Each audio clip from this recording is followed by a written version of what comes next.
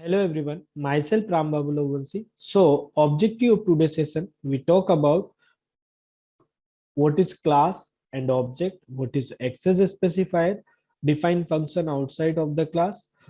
So, आज हम देखने वाले हैं ऑब्जेक्ट ओरिएंटेड प्रोग्रामिंग पार्ट 1। अभी आप लोगों ने सी प्रोग्रामिंग में देखा होगा स्ट्रक्चर्ड प्रोग्रामिंग लैंग्वेज। देन आज हम यहाँ पर डिस्कस करने वाले हैं what is object oriented programming in C plus plus, right. So यहाँ पर आप देखने वाले हैं कि किस तरीके से आप जो है ऑब्जेक्ट ओरिएंटेड प्रोग्रामिंग का कॉन्सेप्ट इम्प्लीमेंट कर सकते हैं। So first, agenda of today class, we talk about what is the difference between structure and class, what is object oriented programming, what is object oriented programming in C++, what is class, how to access members of a class, what is access specifier, like what is access specifier की अगर हम बात करें तो हम यहाँ पर देखने वाले हैं कि sir what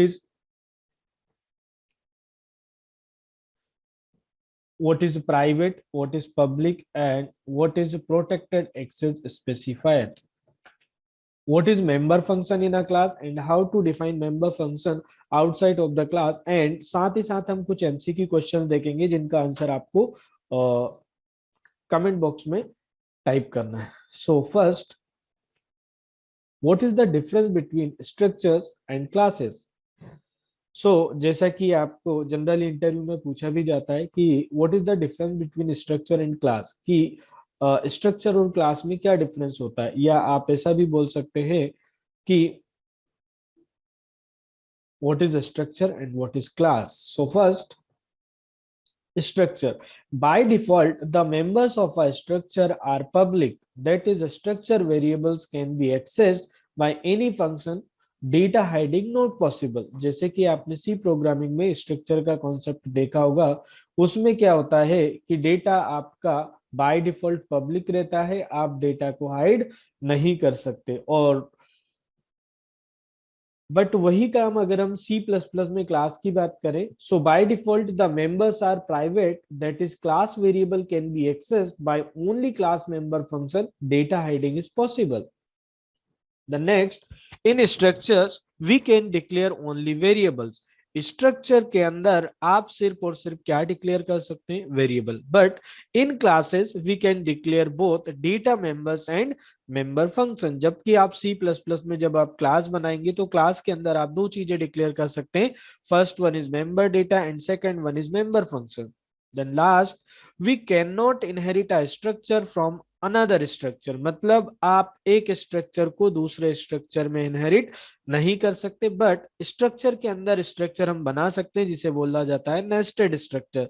so we can inherit a class from another class, जबकि सी प्लस प्लस प्रोग्रामिंग में आप एक क्लास को दूसरी क्लास में इनहेरिट भी कर सकते हैं। सो आई होप आपको समझ में आया होगा what is the concept of the inheritance, structure, and what is the difference between classes, right? So structure में by default जो members होते हैं वो आपके क्या होते हैं, पब्लिक होते हैं, जबकि क्लासेस में by default जो क्लास के members होंगे वो क्या होंगे, private. In structure we can declare only variables, मतलब आप स्ट्रक्चर के अंदर सिर्फ और सिर्फ क्या डिक्लेयर कर सकते हैं, वेरिएबल्स। जबकि क्लासेस में आप in classes we can declare both members and member function. Classes के अंदर दोनों चीजें हो सकती है, first one is variable and second one is member function. Then second, we can not inherit a structure, मतलब आप एक स्ट्रक्चर को दूसरे स्ट्रक्चर में इनहेरिट नहीं कर सकते, but we can inherit a class from another class, जबकि आप एक क्लास को दूसरी क्लास में इनहेरिट कर सकते हैं। सो आई होप आपको समझ में आया होगा what is the difference between structure and classes. So next, what is object oriented programming language? This is very important for you कि sir, if any programming language, कोई भी प्रोग्रामिंग लैंग्वेज अगर इन चार टर्म्स को फॉलो करती है तो आप उसे ऑब्जेक्ट ओरिएंटेड प्रोग्रामिंग लैंग्वेज बोल सकते हैं। If any programming language works on the principle of the abstraction, पहला प्रिंसिपल क्या बताया मैंने, abstraction, and second one is encapsulation, and third one is inheritance, and last one is polymorphism. कोई भी programming language अगर इन चार प्रिंसिपल्स को follow करती है तो आप उसे ऑब्जेक्ट ओरिएंटेड प्रोग्रामिंग लैंग्वेज बोल सकते हैं। एब्स्ट्रैक्शन का मतलब होता है give essential details from the user in short और समराइज फॉर्म। यूजर को जिस इंफॉर्मेशन की जरूरी है, रिक्वायरमेंट है, उसे आप शॉर्ट और समराइज फॉर्मेट में क्या करते हैं, प्रोवाइड करते हैं। Then second, encapsulation. इनकैप्सुलेशन का मतलब होता है hiding non essential details from the user. जो इंफॉर्मेशन यूजर के लिए जरूरी नहीं है आप उसे क्या करें, हाइड करें। Then second, as object oriented programming language, it is allows user to create the object that they want and then create methods to handle those object। मतलब यूजर अपनी रिक्वायरमेंट के अकॉर्डिंग उसका ऑब्जेक्ट क्रिएट कर सकता है और उस object के थ्रू उसके मेथड्स को क्या कर सकता है, एक्सेस कर सकता है। So the basic concept of object oriented programming is to create objects and manipulate these objects to get result. So this is all about the object oriented programming. So मान लीजिएगा कि this is a class, ये आपकी एक क्या है, class है, और अब आपको क्या करना है, मैंने बोला this is a class, ये आपकी क्या है, एक क्लास है, और इस क्लास के अंदर जो है this is your class, right? So a class can have some properties like this, जैसे कि ये क्लास के अंदर चेयर होंगे, मार्कर होंगे, प्रोजेक्टर होंगे और टेबल्स होंगे। तो उन चेयर पर बैठेगा कौन, स्टूडेंट्स। मार्कर का यूज कौन करेगा, टीचर्स, बट किसके लिए, स्टूडेंट के लिए। प्रोजेक्टर का यूज कौन करेगा, students, right. Then table. So these all things are known as elements। तो इसी को आप कहीं कहीं पर क्या बोलते हैं, एट्रीब्यूट्स। मैंने बोला कि इसी को हम क्या बोल सकते हैं कि सर दिस इज, आप इसी को बोल सकते हैं एट्रीब्यूट्स। ये जो है कॉन्सेप्ट, इसको आप कहीं कहीं क्या बोलते हैं, एट्रीब्यूट्स भी आप बोल सकते हैं। जो क्लास के एलिमेंट्स होते हैं, this is also known as attributes, right. So इसी को हम बोल सकते हैं कि sir member data of class क्या होगा, स्टूडेंट क्लास में आएगा पर्टिकुलर अमाउंट ऑफ टाइम के लिए और वहां पर क्लास अटेंड करेगा। जैसे ही उसकी क्लास कंप्लीट हो जाएगी तो वापस वो सारे रिसोर्सेस क्या हो जाएंगे, रिलीज हो जाएंगे। So this is the main concept of.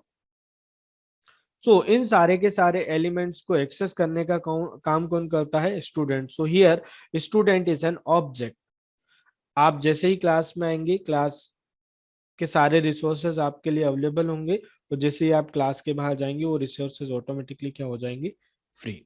So this is the main concept of the class. अब इसमें भी हम कुछ चीजें देखेंगे, जैसे कि sir what is an object. अभी हम देख रहे हैं कि क्लास क्या होता है, अब हम देखेंगे what is an object. So object की अगर आप बात करें, an object can be defined as an instance of a class. जो क्लास का वेरिएबल्स होता है उसी को आप क्या बोल सकते हैं कि sir object.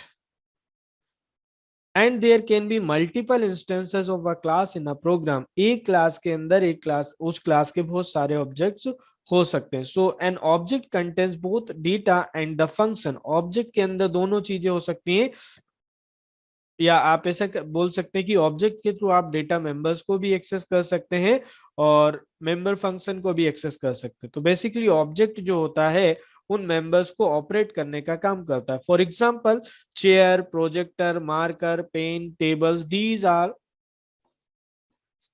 Known as attributes और एलिमेंट्स ऑफ द क्लास, और इनको एक्सेस करने का काम कौन करता है, ऑब्जेक्ट।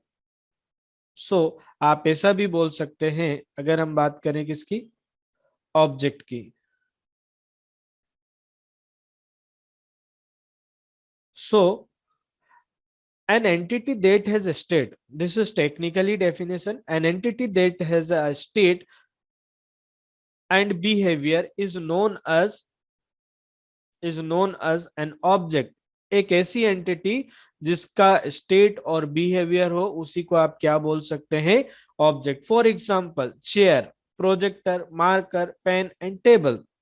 सो हम मान लेते हैं pen. So pen is an object. हम क्या बोल रहे हैं कि सर पेन आपका एक ऑब्जेक्ट है. अब पेन का वर्क क्या रहता है? So it's name is Cello. Pen का नाम मान लीजिए आपने क्या दिया, सेलो. तो ये जो नेम है, this is Cello and colour is red, etc. So this is known as its state. तो ये उस पेन की या उस ऑब्जेक्ट की क्या कहलाएगी, state. So this is known as state. मतलब पेन का जो नाम है और या फिर उसका क्या है,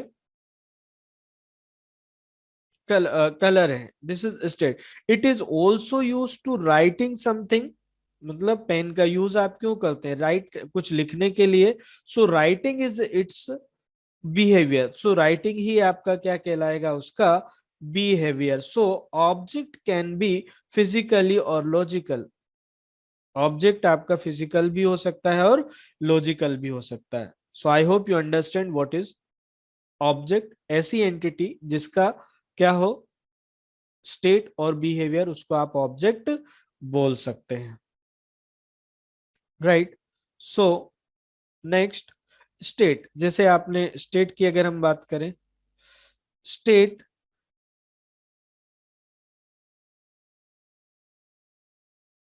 आप स्टेट किसको बोलते हैं, state represent data, value and member data of an object. Behavior represent the behavior, member function, functionality of an object such as writing, etc. So object is an instance or variable of a class. तो जो class का variable या उसका instance होता है उसी को आप ऑब्जेक्ट बोलते हैं. जैसे आपने सी प्रोग्रामिंग में स्ट्रक्चर का वेरिएबल बनाया होगा, यही यहाँ पर वही क्लास का जो वेरिएबल होगा उसी को आप क्या बोलते हैं, object. So I hope you understand what is object in C++ programming.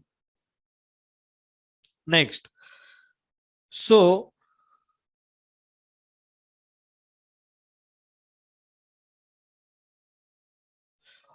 object oriented programming is a methodology or paradigm to design a program using classes and object. So object oriented programming एक methodology होती है जो किसके ऊपर work करती है, classes and objects के ऊपर. सो अभी हमने देखा ऑब्जेक्ट क्या होता है, then next we move on what is classes. So it simplifies the software development and maintenance by providing some concept. जब आप प्रोजेक्ट लेवल पे वर्क करते हैं तो आपको ऑब्जेक्ट ओरिएंटेड प्रोग्रामिंग का कॉन्सेप्ट कहीं ना कहीं यूज करना ही पड़ेगा. So it simplifies the software development and maintenance by providing some concept. Object हमने देखा अभी क्या होता है, classes, we talk about the classes, inheritance, polymorphism, abstraction, encapsulation. So object is an entity that have a state and behavior. Classes जब आप live project पे work कर रहे होते हैं तो जो प्री डिफाइंड डेटा टाइप होती है वो डायरेक्टली यूज में नहीं आती. So if you want to create your our own data type then we should go for class. सो if you are not satisfied built-in or primitive or predefined data type, then in C++ programming you also create your own class, own data type using the class. Inheritance का मतलब होता है passing properties from one class to another class is known as inheritance. Polymorphism, one name multiple form. Basically हम C++ में देखने वाले हैं compile time polymorphism and run time polymorphism. Compile time polymorphism में आप देखेंगे function overloading and then operator overloading. Then we move on runtime polymorphism जिसमें आप देखेंगे function overriding का concept using pure virtual function, sorry using virtual function. and abstraction को हम implement करते हैं using pure virtual function. abstraction का मतलब होता है give essential details from the user in short or summarized form. तो यहाँ पर इसी concept को आप abstract class और abstract method के through implement करने वाले हैं. The last one is encapsulation. Encapsulation is hiding non essential details from the user. तो वो कैसे हाइड करेंगे, जब आप क्लास बनाते हैं तो क्लास के जो मेंबर्स डेटा होंगे आप उसे क्या डिक्लेयर कर देंगे, private. So next object oriented programming की अगर हम बात करें कि sir which one is the first object oriented programming, अगर आप सी प्लस प्लस प्रोग्रामिंग पढ़ रहे हैं तो इसका मतलब ये नहीं है कि सी प्लस प्लस ही आपकी first object oriented programming language है। So first object oriented programming language is Simula. The first object-oriented programming language is Simula. The most popular object-oriented language are like C++, Java, Python, and JavaScript. But Simula is your first object-oriented programming language. The next object-oriented की अगर हम बात करें, in our program we are dealing with data or performing some specific operations on that data. In fact, having data and performing certain operation on that data is very basic characteristic in any software program. अगर आप कोई भी programme बनाते हैं तो सबसे important terms होता है व्हाट इज अ डेटा। सो यहाँ पर हम डेटा पे वर्क करने के लिए ऑब्जेक्ट ओरिएंटेड प्रोग्रामिंग का कॉन्सेप्ट देख रहे हैं। सो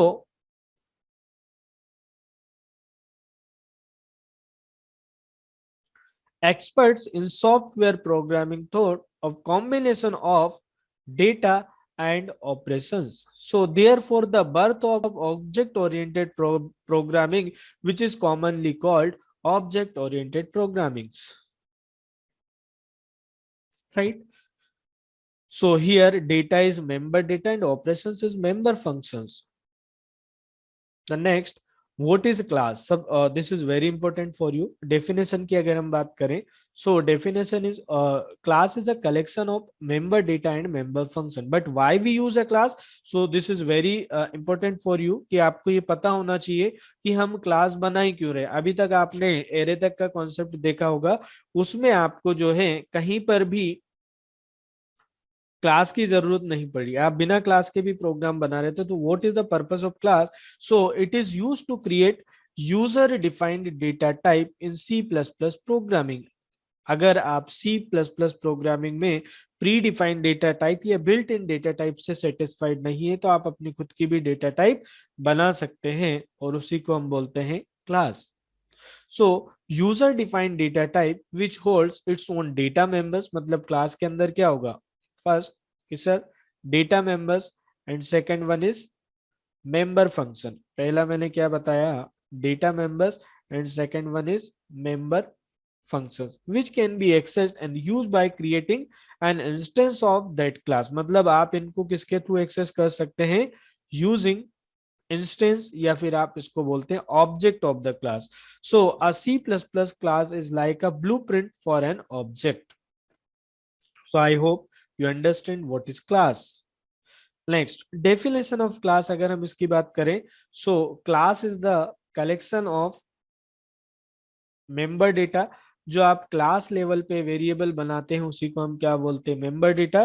और जो क्लास के अंदर आप फंक्शंस बनाएंगे उसी को आप बोलते हैं मेंबर फंक्शन। अब मेंबर डेटा क्या बताएगा, member data can specify what type data can be store. Member data या आप इसको डेटा वेरिएबल्स बोल सकते हैं, जो आपको क्या बताता है कि किस तरह का डेटा आएगा। अगर आप क्लास लेवल पे वेरिएबल डिक्लेयर कर रहे हैं या मेंबर डेटा डिफाइन कर रहे हैं तो इसका मतलब ये नहीं होता है कि उसको मेमोरी एलोकेट होगी। मेमोरी एलोकेट कब होगी, जब आप उस क्लास का ऑब्जेक्ट बनाएंगे। मेंबर फंक्शन की अगर हम बात करें कि sir member functions act mediator between user and data used to manipulate these variables and together these data members and member function define the properties हम states या attributes आप इसको बोल सकते हैं properties। एंड बिहेवियर अगर हम बात करें, so behaviour is nothing but this is methods और member function of the class, और आप इनको ऑब्जेक्ट के थ्रू क्या करते हैं, एक्सेस करते हैं। आई hope you understand what is the class. Next, example of class. For example, car is a class. The data member will be speed limit। जैसे कि आप देखेंगे कि सर हम मान लेते हैं कि कार एक क्लास है तो इसके मेंबर डेटा क्या होंगे, what is the speed of the car, and second one speed limit, and second one is mileage of the car. And member function can be apply brakes and increase speed. These are the member function of the class. Convention, class name should be noun. आप ऐसा नहीं कि class का नाम आप कुछ भी लिख दें. जब आप प्रोजेक्ट लेवल पे वर्क करते हैं तो आपको कुछ कन्वेंशन, नेमिंग कन्वेंशन फॉलो करना पड़ेगा. तो पहला मैंने क्या बोला, class name should be noun. For example employee, book, product and students. So next, what is instance of a class? So an object is an instance of a class. जो class का variable होता है उसी को आप instance या क्या बोल रहे हैं, object बोल रहे हैं. किसका? class का. So when a class is defined, so memory is allocated. जब आप class, when a class is defined, no memory is allocated. This is very important for you कि अगर आपने कोई क्लास बनाई तो क्लास बनाने से उसको मेमोरी एलोकेट नहीं होती. बट व्हेन इट इज इंस्टेंशिएटेड, या जब आप उसका ऑब्जेक्ट क्रिएट करते हैं, that is an object is created, memory is allocated. जब आप उसका ऑब्जेक्ट बनाएंगे तब उस मेंबर डेटा के अकॉर्डिंग उसको मेमोरी क्या होगी, allocate. So next, this is the syntax of the class. So class is a keyword, so always written which case, lowercase. Then class name, this is name of the class, और अभी मैंने बताया class name should be a noun. Access specifier can be private, public और protected. जैसा कि आपको पता है C++ में अगर आपने कोई भी access specifier नहीं लगाया तो by default क्या होता है, प्राइवेट. और प्राइवेट को आप सिर्फ और सिर्फ कहाँ एक्सेस कर सकते हैं, इनसाइड क्लास. क्लास के बाहर वो डायरेक्टली एक्सेस नहीं होता. हाँ, अगर मेंबर डेटा प्राइवेट है तो आप उससे पब्लिक मेंबर फंक्शन के थ्रू क्लास के बाहर भी एक्सेस कर सकते हैं, बट डायरेक्टली एक्सेस नहीं होगा. Then second, data members, this is variable to be used.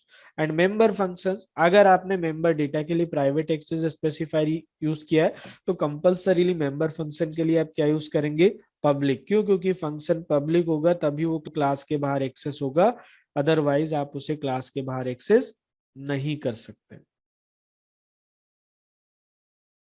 Okay. जब आपका क्लास कंप्लीट हो जाएगा तो कर्ली ब्रेसेस के बाद में आपको सेमीकोलन लगाना जरूरी है. So this is the syntax of the class.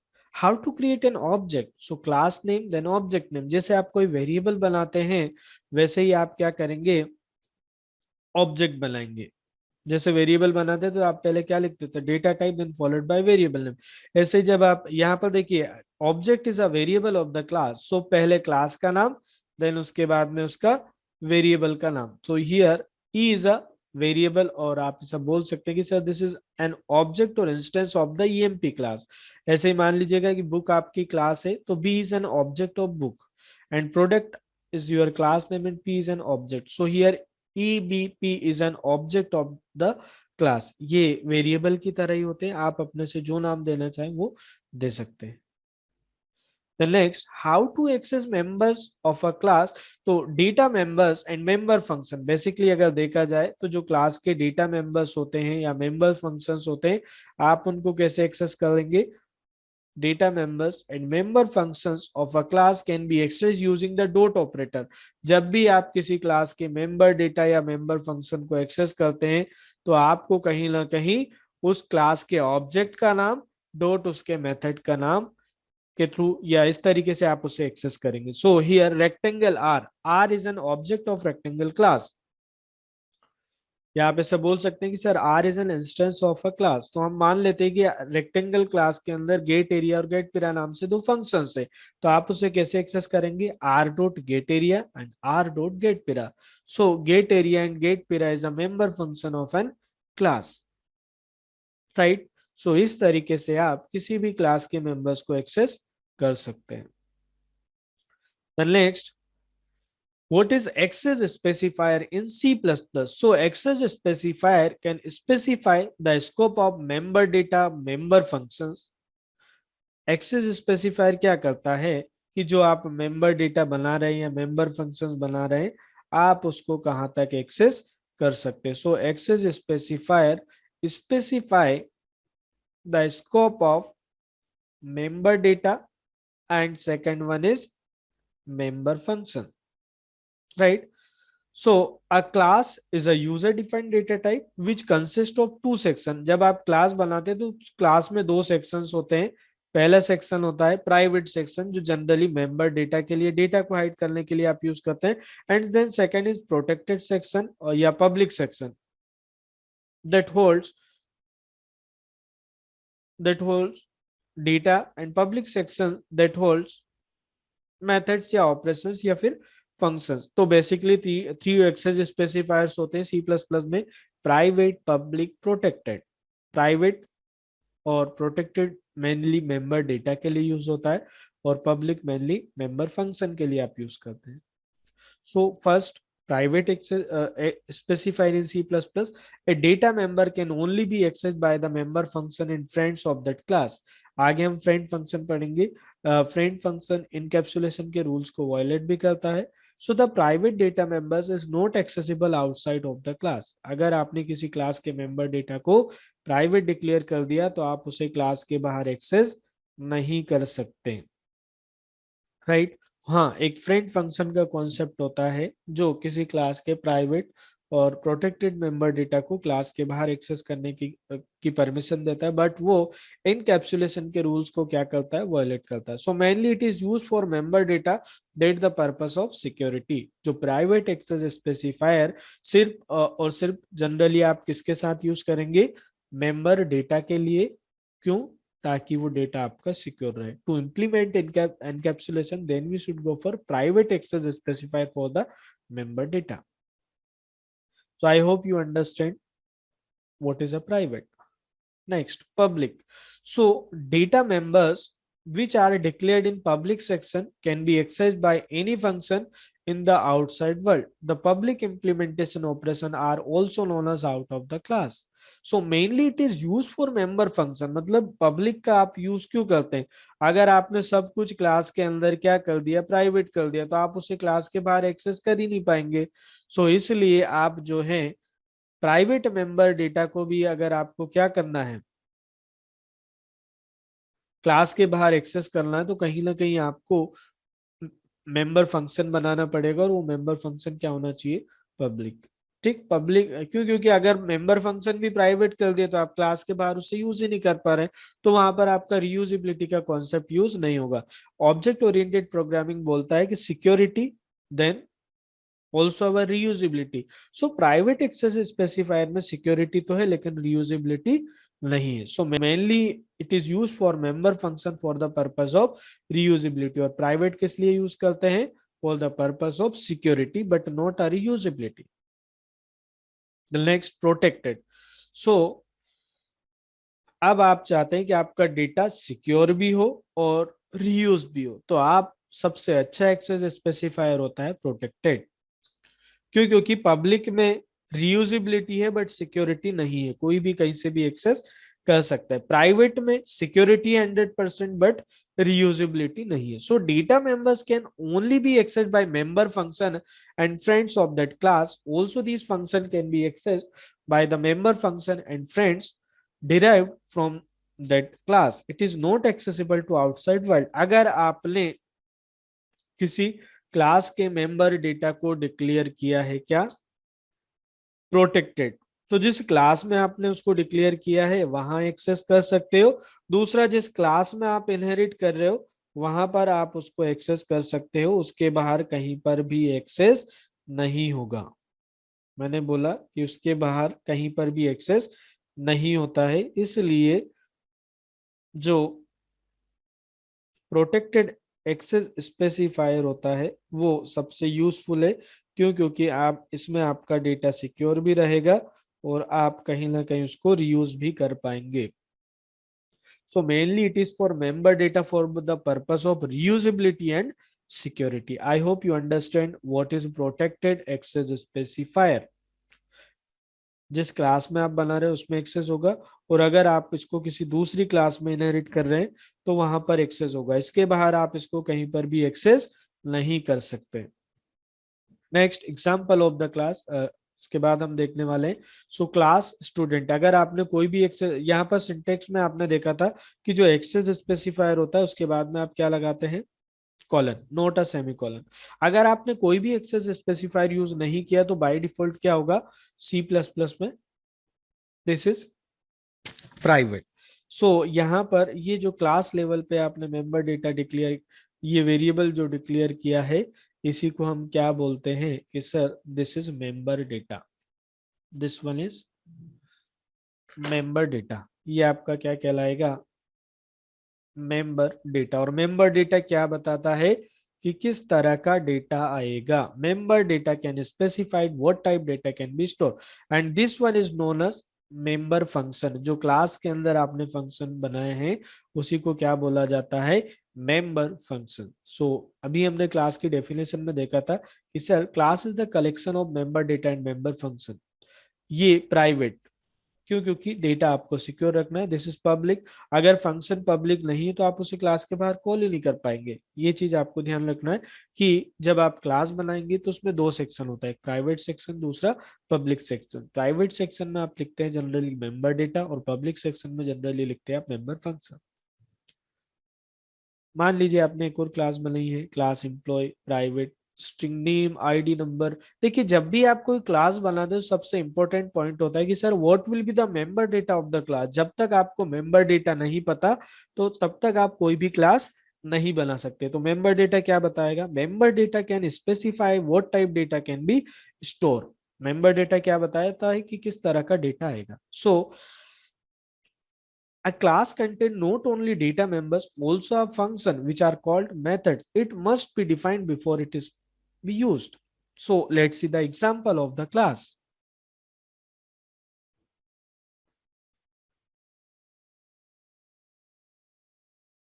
So यहाँ पर आप देखेंगे this is our first class example। तो हम यहाँ पर एक पहली क्लास बनाने जा रहे हैं।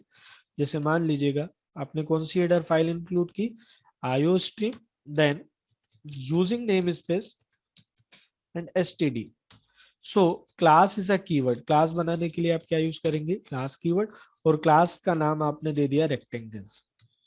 So what will be the data member. देखिए जैसे अभी हमने सिंटेक्स में देखा कि क्लास के अंदर दो सेक्शन होते हैं, एक होता है private section, then second one is public. अगर आपने कुछ भी नहीं लिखा तो बाय डिफॉल्ट क्या हो जाएगा, प्राइवेट, और प्राइवेट को आप क्लास के बाहर एक्सेस नहीं कर सकते। ठीक, तो इसलिए मेंबर फंक्शन के लिए आपको पब्लिक लिखना जरूरी है। सो मान लीजिएगा what will be the member data of length rectangle class, int L or int B. This is known as member data, right? The second one, अब आप मान लीजिएगा कि इनपुट लेने के लिए आपने एक फंक्शन बना दिया है कि sir void accept data। this is not a predefined function, this is user defined function। so इसमें आप क्या करेंगे, लेंथ और ब्रेड्थ यूजर से इनपुट ले लेंगे, inter length, then scene, the next see out, breadth,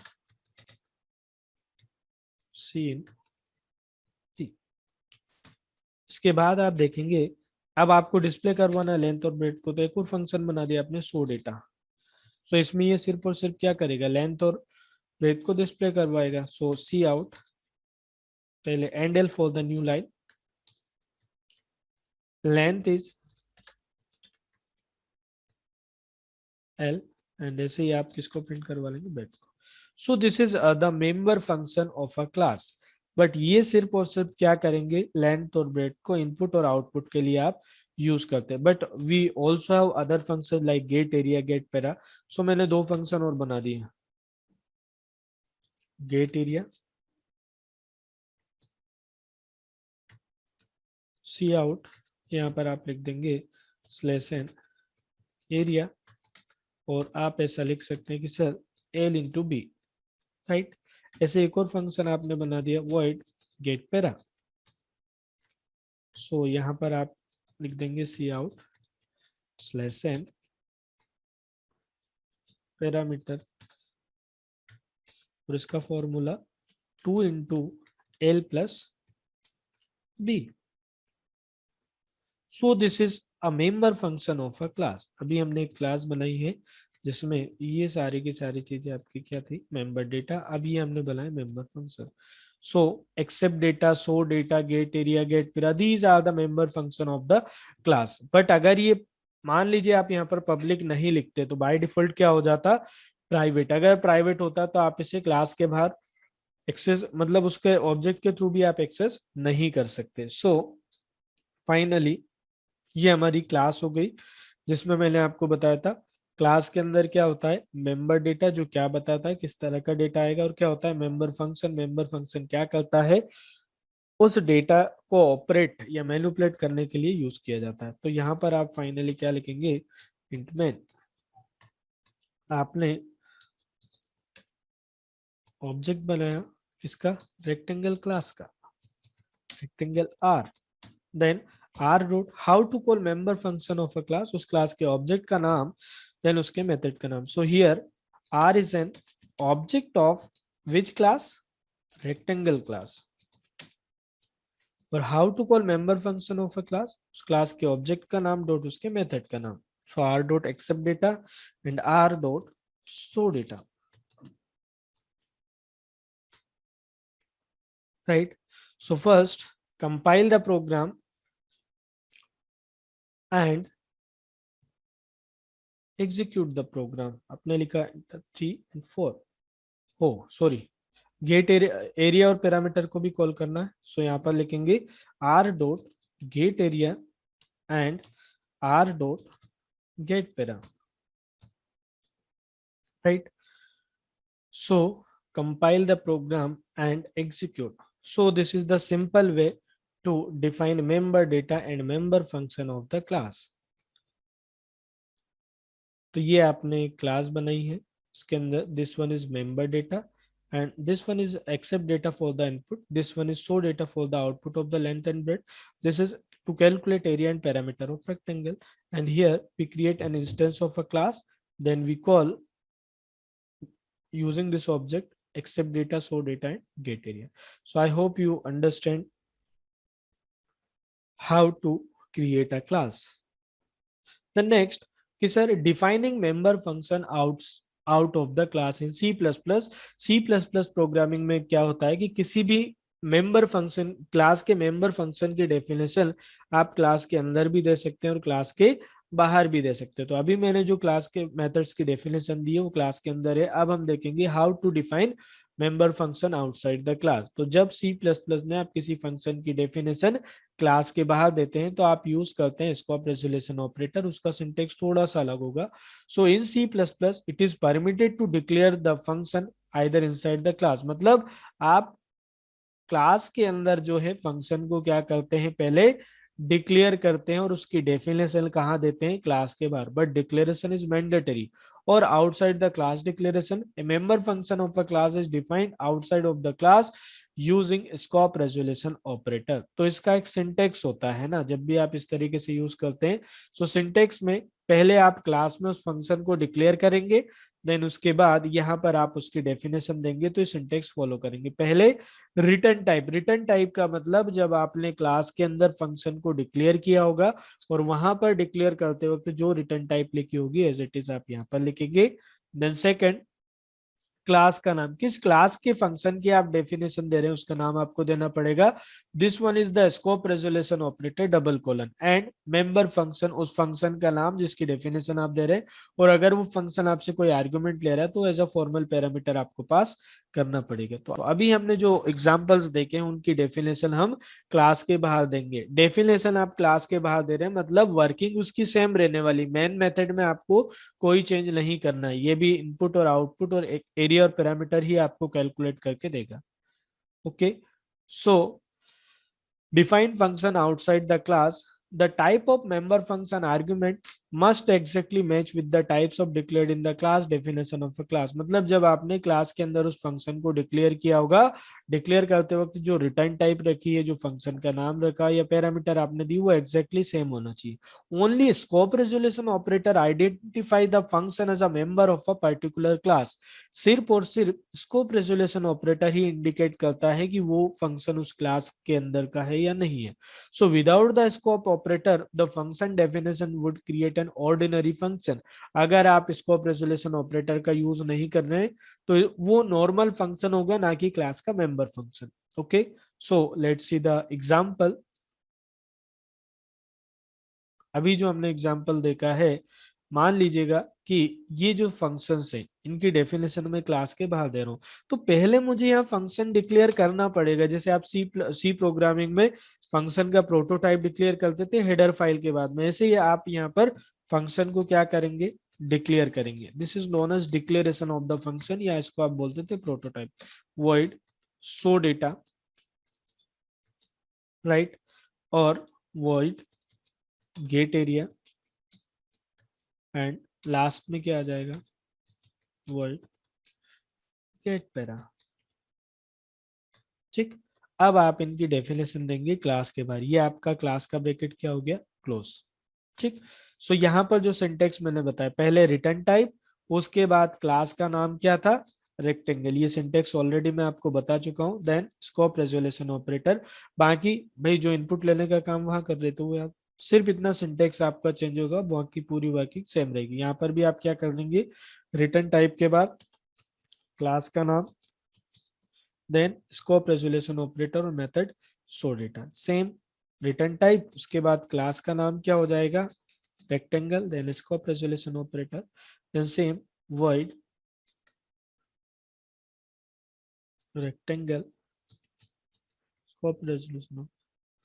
सो आप C++ में किसी फंक्शन की डेफिनेशन क्लास के अंदर भी दे सकते हैं और क्लास के बाहर भी दे सकते हैं। There are multiple way to define a function, it may be inside the class और it may be outside the class. अब आपको जो प्रेफर करना है आप वो प्रेफर कर सकते हैं। हम फंक्शन की डेफिनेशन क्लास के अंदर दें या क्लास के बाहर दें, उसके वर्किंग पे कोई फर्क नहीं पड़ेगा, आउटपुट आपका वही आएगा जो पहले आ रहा था। Okay, so I hope you understand how to define function in. तो पहले आपने मेंबर डेटा डिक्लेयर किया, फंक्शन को डिक्लेयर किया, फिर वन बाय वन उनकी क्या दी है, डेफिनेशन दी है इस तरीके से। और लास्ट में उस क्लास का ऑब्जेक्ट बनाया और सारे मेथड्स को कॉल कर लिया, इस पे कोई चेंजेस नहीं होगा। ओके, सो आई होप आपको समझ में आया होगा कि किस तरीके से आप फंक्शन की डेफिनेशन क्लास के बाहर दे सकते हैं। ओके, सो नेक्स्ट एमसीक्यू, आपको आंसर चैट बॉक्स में टाइप करना है। Which of the following access specifier is used as a default in a class definition. अगर आपने कोई भी एक्सेस स्पेसिफायर नहीं लगाया तो बाय डिफॉल्ट कौन सा एक्सेस स्पेसिफायर होगा, जल्दी से आप लोग कमेंट बॉक्स में लिखेंगे। So answer of this one is private. मैंने बताया था कि अगर हमने कोई भी एक्सेस स्पेसिफायर नहीं लगाया तो उसका आंसर क्या होगा, option number sorry option number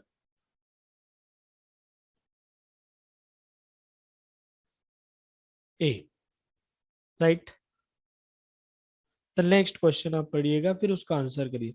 can main function be made private, option number A yes always, option number B yes if program doesn't contain any classes, option number C no because main function is user defined, option number D no never. अगर मान लीजिए आपने किसी class के main method को private declare कर दिया तो क्या आपका ऑपरेटिंग सिस्टम उसको कॉल पर कर पाएगा, नो। सो आपका आंसर होगा कि sir no because main function is user defined, और इसको ऑपरेटिंग सिस्टम तभी कॉल कर पाएगा जब आपने उसको पब्लिक रखा होगा तब। Next, how many types of access specifier are provided in object oriented programming in C++। जल्दी से अपना आंसर कमेंट बॉक्स में लिखिएगा। How many types of access specifier are provided in object oriented programming. So आपका answer होगा, जल्दी से comment box में लिख लीजिएगा, 3। C++ में 3 एक्सेस स्पेसिफायर होते हैं, private, public, protected. Next, in a class member variables are often called its says and its member function are sometimes referred to as its behavior or। जल्दी से इसका answer आप कमेंट बॉक्स में लिखेंगे। सो इसका answer होगा, मेंबर डेटा को क्या बोला जाता है, भी हमने क्लास में भी डिस्कस किया था कि सर दिस इज एट्रीब्यूट। क्या बोलते हैं मेंबर डेटा को आप,